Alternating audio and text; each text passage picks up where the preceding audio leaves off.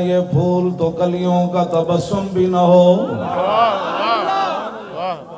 اسی سال بعد تے سپیکر آگے کونے نہیں لائی بیٹھے, اسی ہر جگہ اقبال اقبال اقبال پڑھن واسطے بھی اندر غیرت اقبال آڑی چاہیے. حالی تو شعر پڑھنے نال کوئی نہیں ہونا جناب, چینو عرب ہمارا ہے. اقبال پڑھن واسطے اتنی غیرت بھی دین دی چاہیے تھی. اقبال کہتا اگر امت مسلمہ اوپر جانا چاہتی ہے تو اس کا ایک ہی ذریعہ ہے, زاں کے ملت را حیات از عشق اوست اور برگو ساز کائنات از عشق اوست. اقبال کہتا جو امت مسلمہ اوپر جانا چاہتی تو ایک کوئی ذریعہ ہے اپنے دلوں میں حضور دی محبت عشق پیدا کر. او نہ یہ پھول تو کلیوں کا تبسم بھی نہ ہو.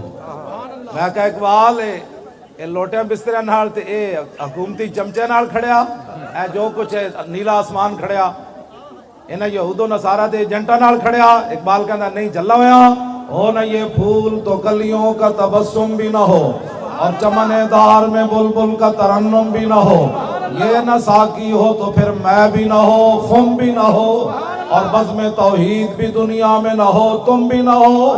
خیمہ افلاک کا استادہ بولو اقبال, اے خیمہ کدی وجہ تو کھڑیا. خیمہ افلاک کا استادہ اسی نام سے ہے اور نبض ہستی تپش آمادہ اسی نام سے ہے.